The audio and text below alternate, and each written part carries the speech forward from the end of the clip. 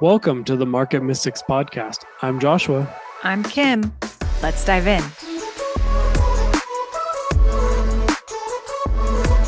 And we're live. Welcome back, everybody. Welcome back, you guys. Joshua, how are you doing today? I'm doing pretty good.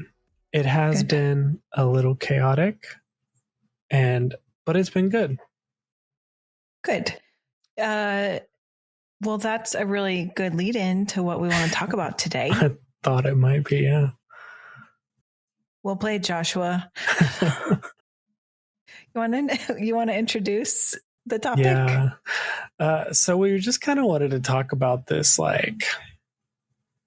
concept of chaotic energy and just chaos in the world. I don't know if you guys, our listeners, have been paying attention, but in the world in the past few months, we've had a couple hurricanes, a bunch of wildfires, an election. If you listen often, you know, I recently had a car accident. Driving home from work today, I witnessed a car accident. Kim and I were just talking a little bit beforehand about noticing this energy in the earth, in the world, very, very something. There is energy. I don't even know exactly how to describe it, but there is energy in the world right now.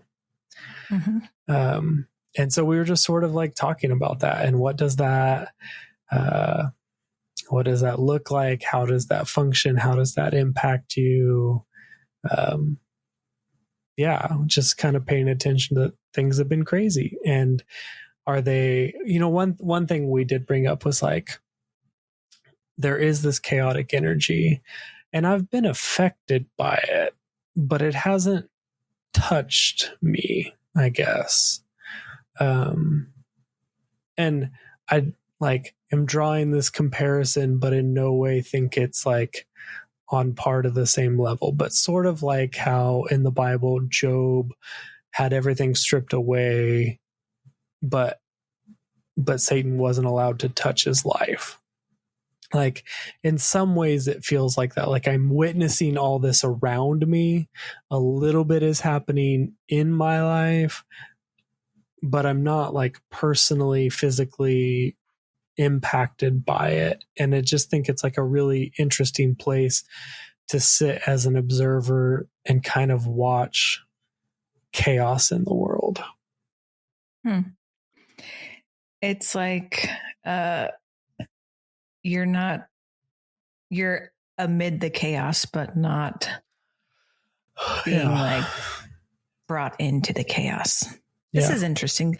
This morning we were talking with our friend Francois, and he kind of likened it to being in the eye of a storm, where it is calm, even though everything around you is spinning and in chaos and destruction.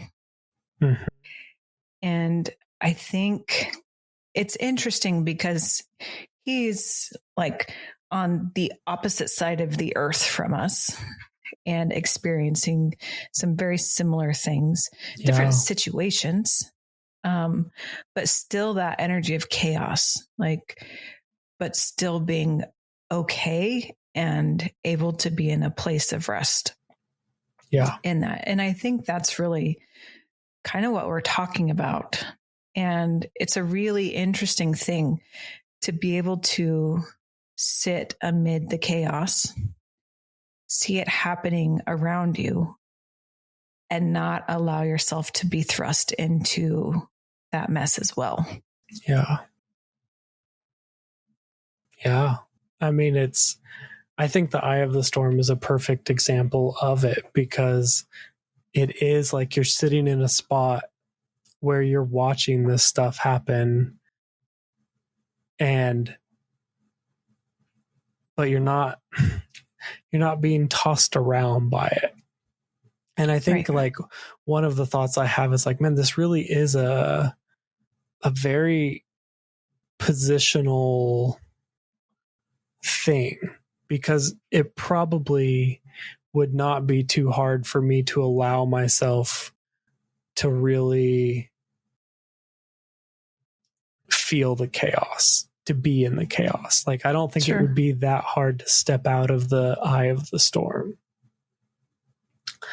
But it's a positional thing of being able to sit in it or above it, or without really being like really torn up by it. Yeah. Yeah. Honestly, I think it is. It's partially situational, and it's partially willful. Yeah. And I think we've talked about this for years now, being able to govern your own self and your surroundings. And I think there's an element to that in this, being able to be placed in the middle of it, see it happening around you, and choosing not to succumb to that energy, because you can hold the energy that you're supposed to hold. And even when I would say, like, I'm talking about governing and stuff, it's not to say you can control the chaos, but it is to say that you can control how you exist in it. You know? Mm-hmm. Yeah, I think that's exactly it. You can choose. So I recently heard someone talk about this, and they were talking about this idea of, in the world, there is some level of truth that the planets, the stars have some impact on your life. Like, there's a reason that astrology and horoscopes have some level of accuracy. However, as a son of God, you're called to rise above those things. And it's like a positional place. And so, like, this person was talking about how if you're standing somewhere and you don't like the way the sun is casting a shadow on you, you just change your position. And they were using that to, like, as an analogy of, like, if you are standing in the world and you don't like the way that it's going, change your position. And you can do that as a son. Like, we have authority, we have power to stand in places and change the position of where we are, change where we're at in the solar system, change where we're at in the way that these things are impacting us. And that's the way I feel at the moment. Like, there's a lot of energy, but can you sit in the eye of that storm? And when you're sitting in the eye of that storm, one of the things Francois talked about when we were talking about this was, you're sitting in the eye of the storm, and the storm is bringing all the resources to you. It's bringing all the things to you because it's all passing around you. All this energy is passing around you, and you're able to go, oh yeah, let's take that. Oh, let's take that. And not have to go fight through that energy in order to find those things. I think what's fascinating about that is, I mean, just imagery. I'm imagining sitting in the eye of a storm and seeing things pass around me. I mean, we live in Kansas, which is very well known for tornadoes, right? Like, this isn't horribly far-fetched. I grew up watching The Wizard of Oz. Like, it's not far-fetched to imagine yourself in the middle of a tornado. However, to look at it from that perspective and see that resources are swirling all around and in the chaos, but you have the ability to reach out and take them as you need them. It's an interesting concept to think about finding the order amid the chaos. Mm. Because to one person, it would seem overwhelming. But to someone who knows how to sit in their seat of rest and know who they are, regardless of what's coming at them or what is surrounding them, all of a sudden, you're able to find order. All of a sudden, you're able to create order, even when to others, it may look like it's completely out of order and total destruction in the chaos.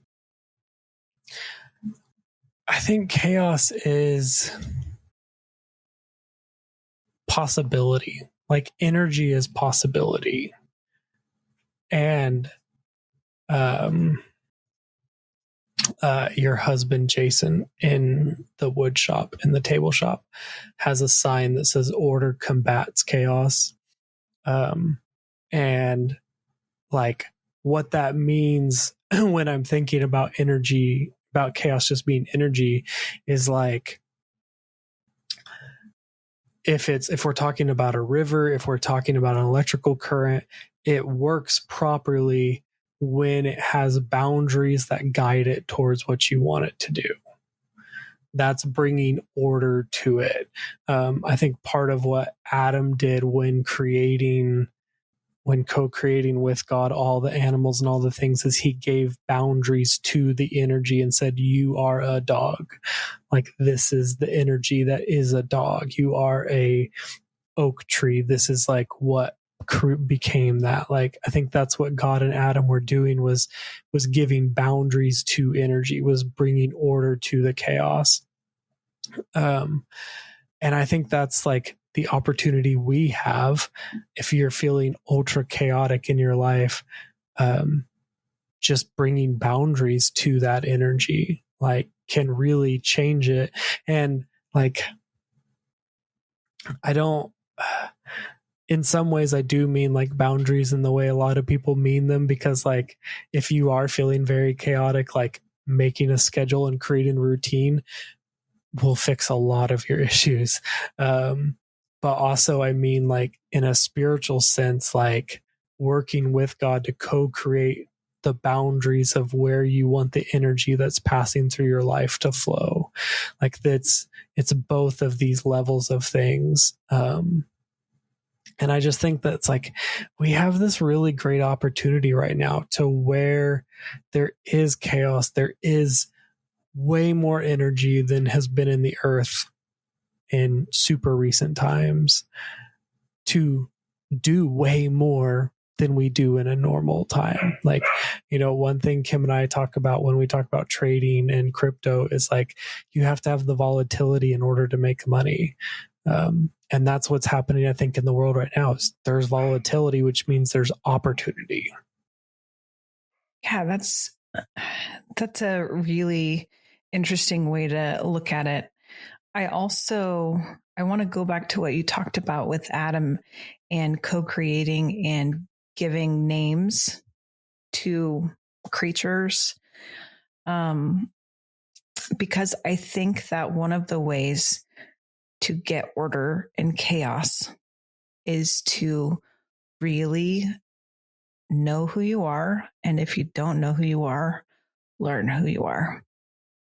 Because you could be tossed around from here to there with anything that might make you doubt that you're what you always thought you were, or that might make you think that you are something that you never were. Anywhere in between that too.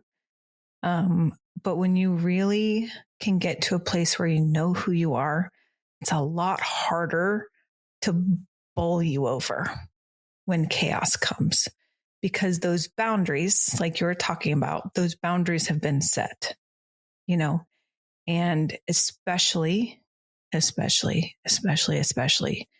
when it is the Lord who has shown you who you are, those pieces of what he's knit together that makes you, there's kind of nothing that could be thrown at you that could get you off track from that. And if there is, ask him to show you again, because he can strengthen that and he can fortify that within you. But I think that's one of the really beautiful things about this journey, is being able to learn who you are, and you're not making it up as you go. You're learning more. The more you journey with him, the more he reveals about himself and about you and about him in you. And those are the things that don't succumb to chaos. Those are the things that allow you to stay in that place of rest and let those resources come to you. Yeah. I mean, we talk about this all the time, but that ability to stay in rest is that ability to stay in the eye of the storm when it's going on all around you. Like, that is that. And being able to do that is what allows resources to come to you. It is what allows opportunities to come to you, versus trying to claw your way through and navigate through a hurricane. It's not the easiest thing to do. Yeah. Mm-hmm. So as we're in this time where globally people are feeling this around them, there's this energy swirling and it's palpable. Yeah. What do we do? Get to your place of rest. Mm-hmm. Remember who you are. Remember that you are a son of God, and that actually resources are coming to you. So what is it that you need to find in this moment? Sit back, rest, and allow it to come to you.